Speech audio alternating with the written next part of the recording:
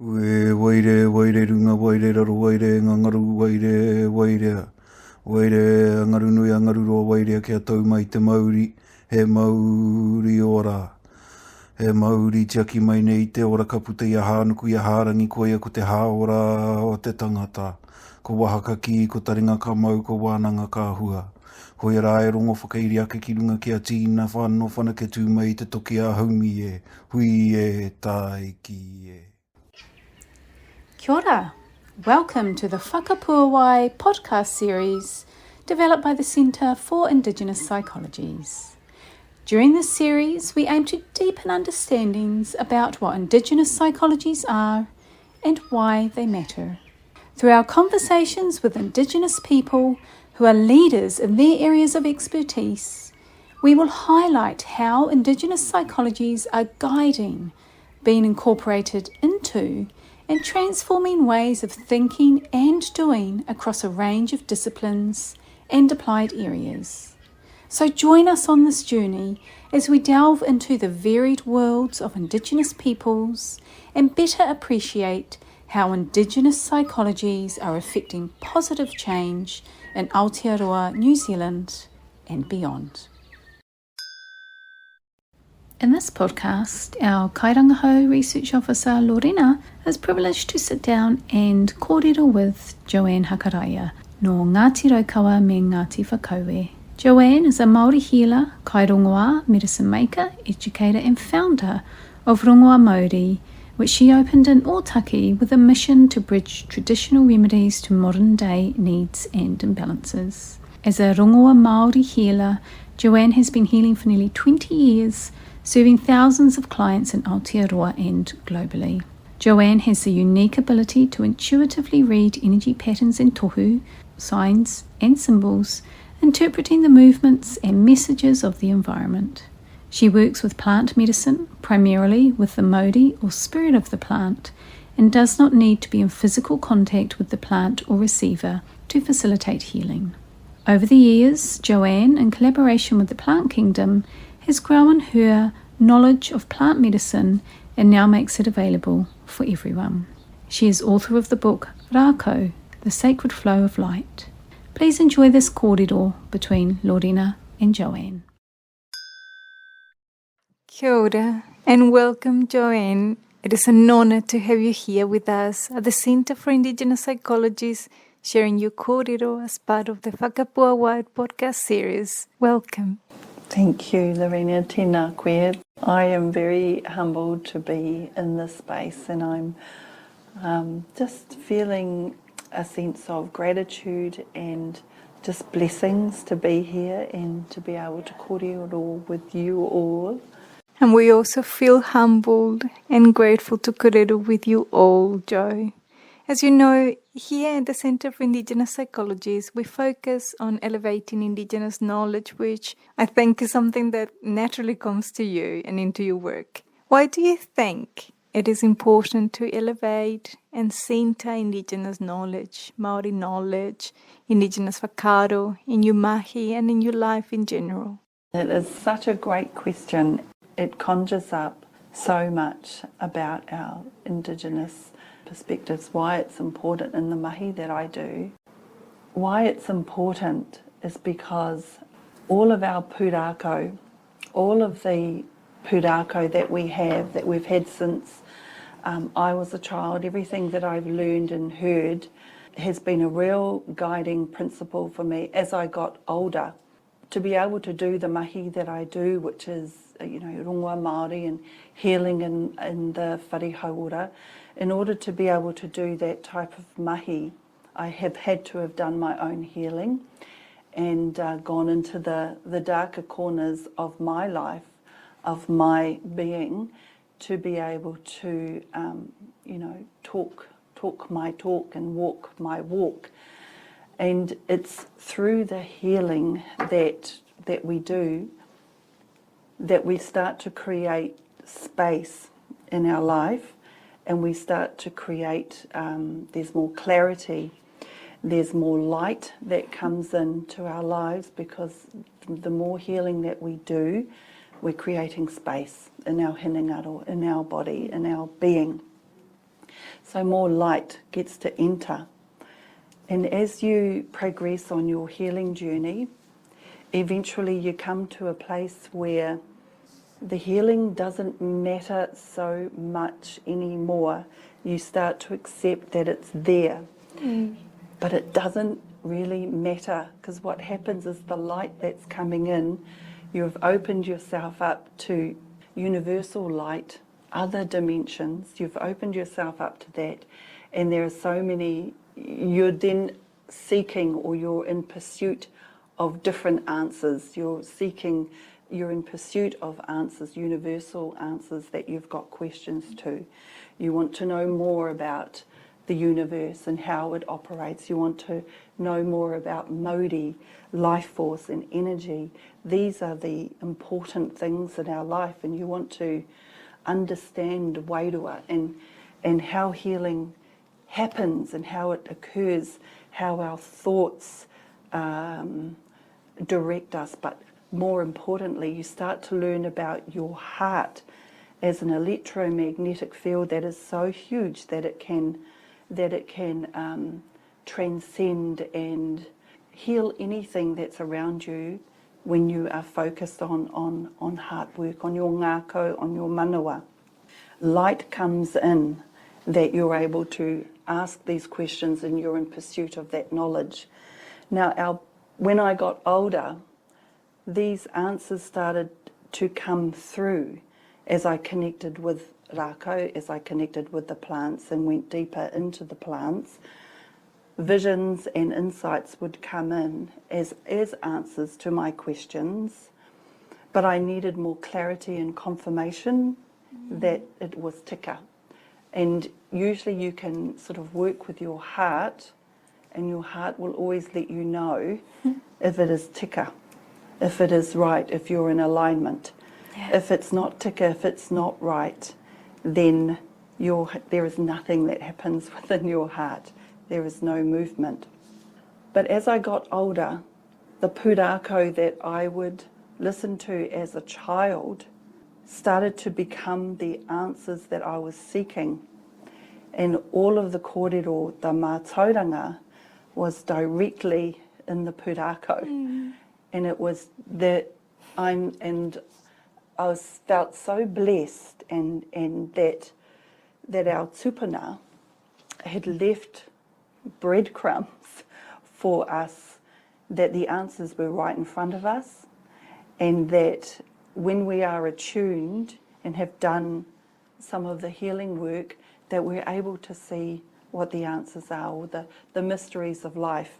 And when you start to have a hold and get very, very excited about the mysteries of life, you keep going. You just want to keep going and go deeper and deeper.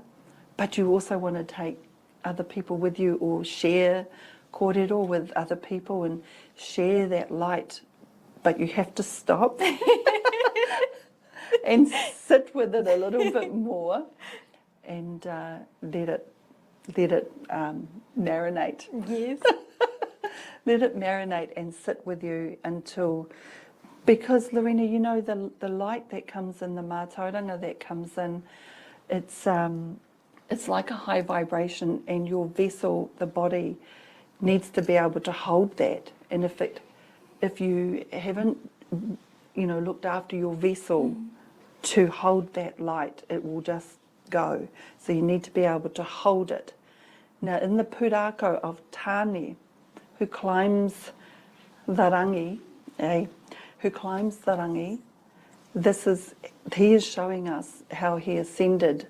He's given us the clues of how he did that and how he reached the kete. It's all in that kōrero. And so we have to sit in that vibration, in that rangi, to be able to hold that vibration. And then when we've held it and we're able to articulate it, bring it out through the voice, to bring it into te ao marama, then we are able to look at maybe moving up to the next rangi and sitting with that, where Tāne was sitting. But the puria that he would receive is all about you know, cleansing the sacred vessel of being able to sit in that space. So I think that why it's important in my mahi and in my life is because all of the answers that I've ever pursued is in our pūrākau. The amazing thing that you have done, I think, in your mahi is that many people may have gone through those processes of healing and finding that light. But you have done something really wonderful, which is to share it. Why did you decide to share this? I decided to share it because it's a responsibility that, and you know, we've heard our tupuna say this in the past, it's a responsibility that once you go down a journey or a track and you receive mātauranga, it is our role to sit with that and then be able to articulate it in a way that others can receive that as well, and being able to read the person whether they can receive that mātauranga. And so that is a responsibility to make sure that they are safe as well. I wouldn't share with everybody, but I know that there is no time, and I know that whoever is listening right now, it's all meant to be. You're meant to, you know, hear the kōrero wherever you are. And I've learnt that it doesn't matter what you share. They're not going to, if they're not meant to hear it, they will not hear it, and they will not hold it. But the ones who are will hold it and you know, be able to sit with it. So that it's a responsibility, and the responsibility as well, it's like a contract that you've signed. As soon as you go down that path, then you are responsible to share, but also to take care of your vessel and keep working at it to be able to share. Yeah. And I think that brings me to a question that I had in there. Through all that healing that you have done for yourself and then for so many thousands of people through over 2 decades of this incredible work, how do you keep yourself safe? Do you know, I'm still learning every day because new things always pop up. For me at the moment, having boundaries is a remarkable thing to have, and to really understand what your boundaries are. And I found that an easy way to know what your boundaries are is if you're about to do something or an event or an activity or see an extra client, is this going to take power or energy away from me? Or is it going to give back to me? Or is there a balance? And those are the questions that I have to ask myself all the time now, because I really do look at my energy as very, very sacred now, and will only, I suppose, share it for important kaupapa. And it's very, very simple. It's just asking the question, is this going to take power away from me, energy away from me, or is it going to give back to me, or is there a balance? That's your boundary. And for some reason, we get to a place of balance and we feel very comfortable there, but we feel, oh, I have so much clarity and so much space. I think I can take on an extra client, or I think I can do that. But it's about feeling comfortable in that space of nothingness or balance. It's feeling comfortable there. And I think the obligation that you talk about is obligation to others, but obligation to yourself as well. Yes, yes. The responsibility to care for others as you care for yourself, because you are carrying the stories and the mauri of your ancestors. Yes, yes. Now, Jo, for people that might not know what it is, what is Rongoā Māori healing? Rongoā Māori healing is a kaupapa where it's providing rongoā Māori to the community or to people. And in that kaupapa of rongoā Māori is I provide mirimiri, kōrero, rongoā application in my hauora. Yeah, that's what I do physically, and I also educate on Rongoā Māori, especially with plant medicine, and but what I have, what I really like to talk about when it comes to plant medicine is the mauri, or the wairua of the plants, because that is where the healing is. Plants act like a bridge, right, to other dimensions, to a healing dimension. The plants are like a bridge. When we use the plants as a medicine, as a physical medicine, that's working with the body. It also works with the hinanga, or the wairua. But if you really want to go deeper into your healing, you really want to be able to sit with the mauri of the plants, or the wairua of the plants, and feel the spirit of them, because it's them that will carry you, that will help you with your healing, but also give you so much more.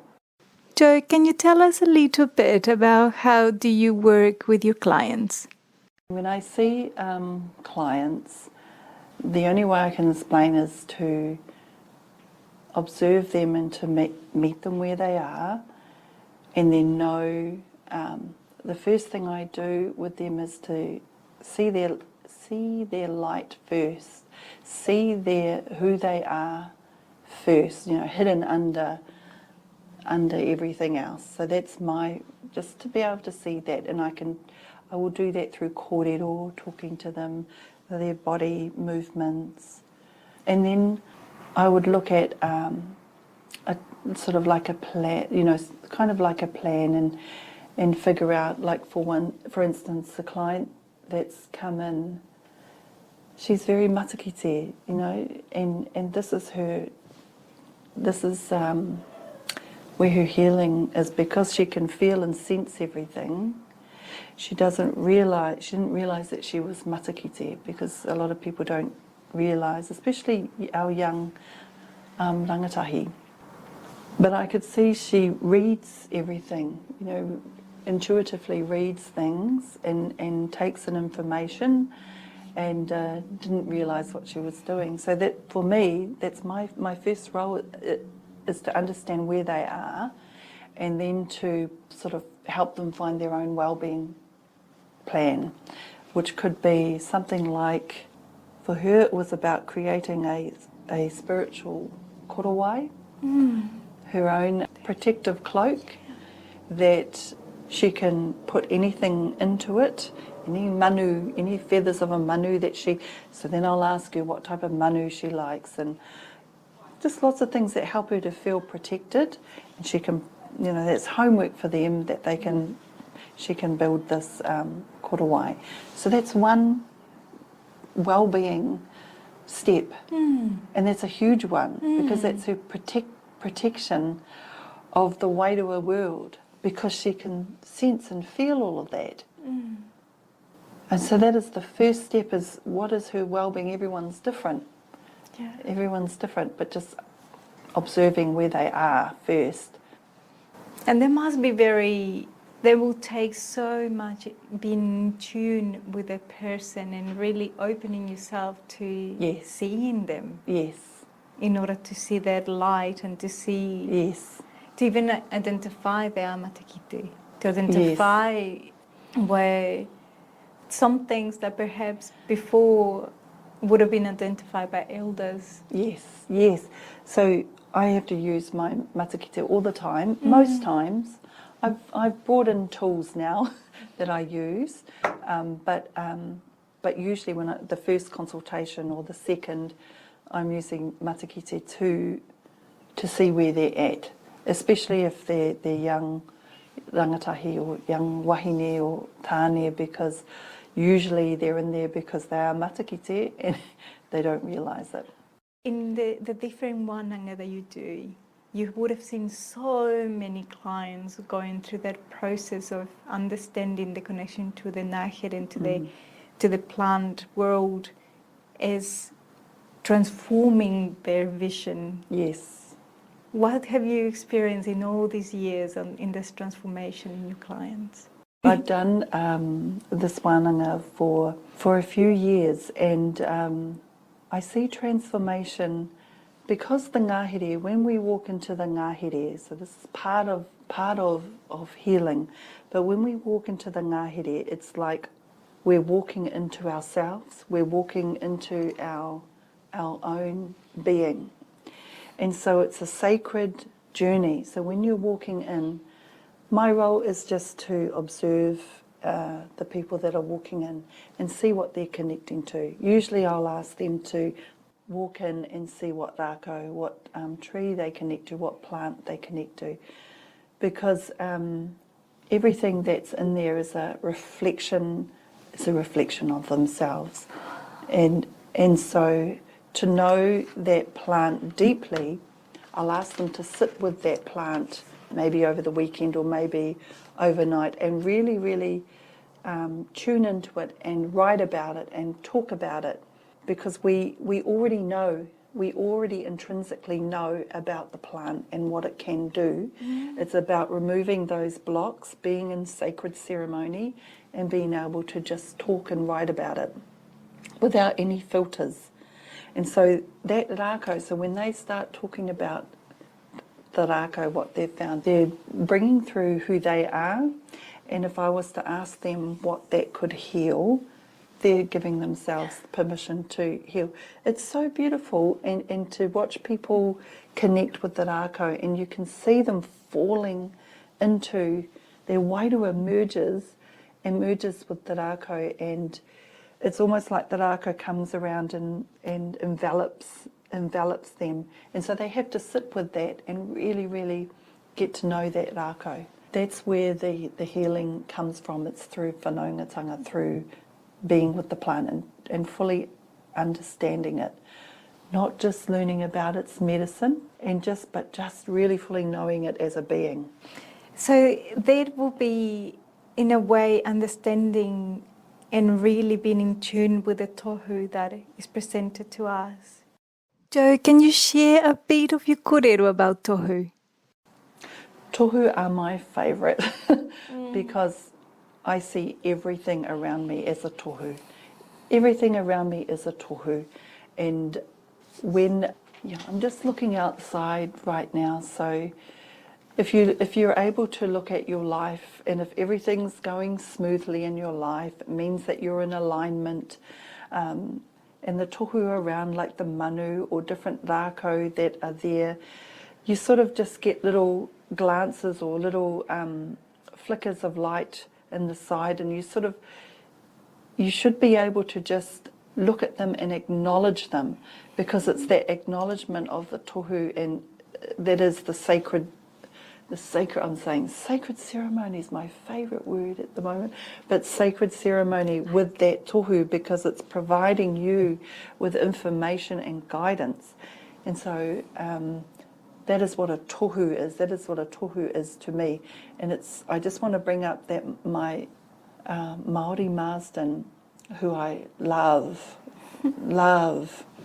his writings, he mentioned that there were three kete, three worlds, but there was a world of tohu. And I've been sitting with that for years, trying to understand that. But I realised that the tohu are so important, and it is another world, because it's a symbolism and signifies everything that you are doing right now. If you're in alignment, if you're on the right path, if you're not. And so when we walk into the ngahere, any tohu that are there, we have to be able to, read them, observe them, and it just keeps us safe. If we're not meant to go in there, we have our own tohu that I ask for to see if I'm meant to go in, or if I'm meant to stay back, or if I'm meant to harvest that, show me my tohu, and so we can ask for the tohu, and to guide us. I hope that we in academia continue having the opportunity and honour to learn from thought leaders and practitioners like you, Joanne, so that we also in our mahi and in our lives can continue to engage with the ngahere, with all of our relations on land and sky and sea, and with the world of tohu, with that sacred ceremony. Why do you think that not only in academia, and not only in Aotearoa, but across the world, we have lost that ability to engage with those relations in the sacred ceremony?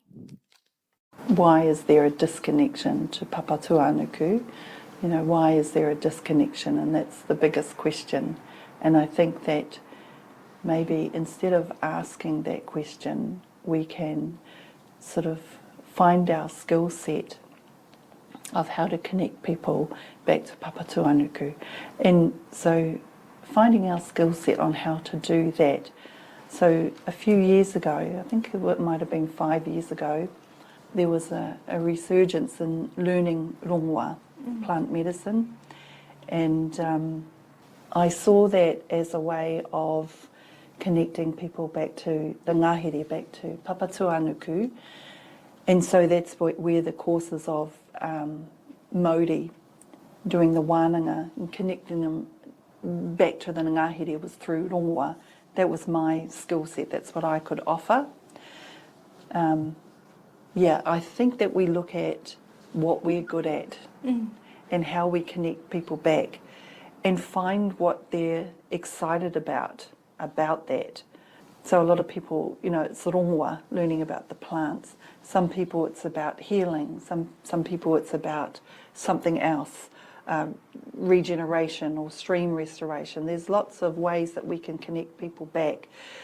But one thing that I remember is that when you speak of light, when you speak mātauranga, or when you talk about the light or heart medicine, when you speak like what we're talking now, it opens other people's heart.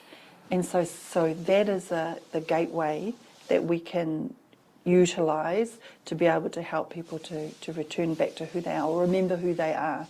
So remembering who they are is actually walking into the ngahere, going deeper into themselves. So using language, vibration and just speaking. You can see people when you've got their heart, when you've spoken something and that happens. And so just something like that is like a shift in them, or something that they will sit with. It's a spark of light. And I think, we sort of have to do more of that speaking heart language.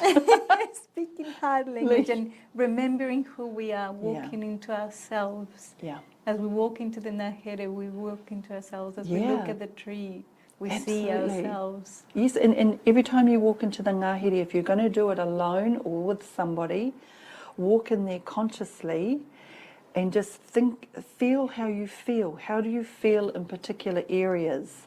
Not because you're turning into the whenua, but how do you feel? There might be certain areas that, well, I feel like I want to go now. I want to return, I've had enough, or I'm bored. So what is it? And then asking, what is it? Why do you want to return? What is it about that you want to return? What is the feeling that you're receiving that you want to return? It's just asking questions, because if you walk through and you've got any emotion that you're feeling in there, is an indicator of who you are and how you are as a person. I work with people for about a year. I have a 2-year long course. It is through entrainment that you will match that higher vibration. It's called entrainment, where 2 notes come together, 2 musical notes come together.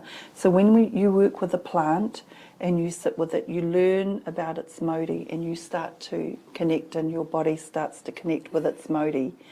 But what happens is, the intensity of the mahi is that if there's anything in your life that doesn't align with that higher vibration, these things come up, and they come up for you to deal with in 2 weeks only. But this is in 2 weeks only, and you're to deal with that or not. It's up to you. But at least it comes up for it comes to the surface. And so it can be quite an intense emotional journey. And then we move on to the next rākau. And each rākau does something internally to every organ. And every organ obviously is connected to our wairua and to events, trauma, past, everything. So that all comes up. And so that's why the course had to be quite a long one. And then, and that's only working with the smaller plants in the ngahere. This is not working with the rākau rangatira. That's the next year. So it is quite profound, and I've seen people do it. They do the second year, and when you start doing the rākau rangatira, the big giants, you're no longer healing, but you're connecting to higher light codes, higher, and you multi-dimensions, and it is really beautiful. And yeah, I've had to have a break this year. That's good. That's a good thing. It is quite you're holding space for all of these rākau and people, but it's beautiful to watch and observe, and some people drop out because it is quite hard, but some people keep going. Do you think that the healing happens when you're ready for the healing, or do you make the healing happen? I think that when they're ready. Because well, there's no time. I don't see, it's wairua, isn't it? There's no time, so they're ready. And so when it comes up for them, they know, and then they have to work through it. And this is where Tāne, when he climbed the rangi, when he was climbing the aka, we don't know how long he had to stay on each rangi, right? We don't know how long he had to stay there to be able to sit with that vibration, that mauri. And to have that puria, he had to cleanse his vessel. And we don't know how long that may have. That could have taken. I come to the realisation, it's okay to take as long as you need to take to be ready to keep moving, to keep ascending or transcending. And I think that is perhaps what the rākau rangatira tells us, because they don't live we don't live in their time. You are so right. We are nothing but a blink of an eye. That's right. In front of them.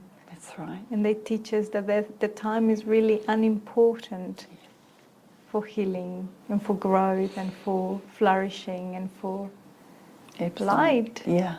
I wanted to ask you about the wonderful book that you wrote about rākau. It's called Rākau, The Sacred Flow of Light. And it was published in 2019, kind of a little bit in preparation for it. And I think anybody that had the blessing and joy of finding your book at that time would have been such a beacon of light. Can you tell me a little bit of how this book came to be and came to you?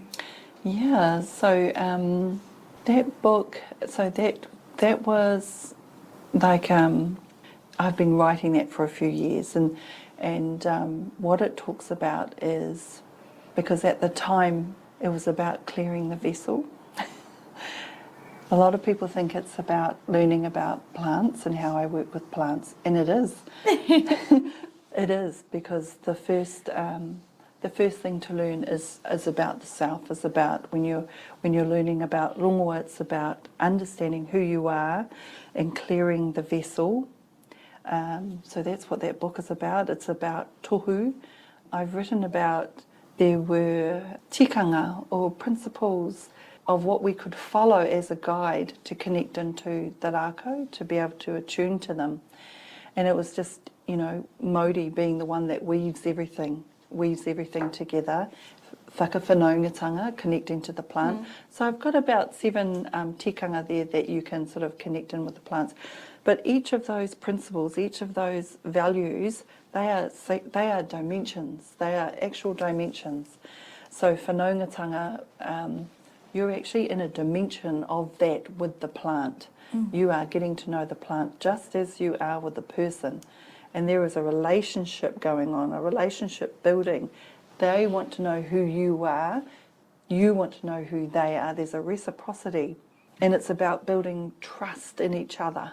you know, and because it's not just the plant that you're having to get an invitation from to be able to work in those dimensions. You've got patu paiarihi, you've got turehu, you've got everything that we haven't talked about, but there's so many other things that you need an invitation to be in that world, to be in that dimension. So whanaungatanga is important, and sometimes I've had to sit with a plant or a mushroom for years before I've been able to go in. And these are the biggest one. So that's pretty much what the book is about. It's about emptying the vessel, learning about tohu, knowing that your whare, the home that you live in, is a reflection of yourself, of your hinengaro. And so everything in your whare is a reflection of you. That's the tohu. Yeah. Oh, that is wonderful. And I think, as you said, you know, the beautiful thing about the book is that it doesn't feel like the different chapters of different parts. It is that connection within each other. And when you were talking about them, each a dimension, and approaching them each as a dimension, is so important. So people go and get that book because it's wonderful. And you were saying a little bit about there's so many other perhaps entities that inhabit all those dimensions and all those domains. And will they be bringers of tohu, or will they be tohu themselves? They are tohu themselves. They are tohu themselves. And just like the plants, it's making a relationship with them as well. Yes. But each of them have their own dimension, you know. They all have their own dimensions. So, and they are gatekeepers as well. So not only are, you know, it's everything is coded. Everything is coded, light codes. And it's through whanaungatanga and that you can reach those spaces.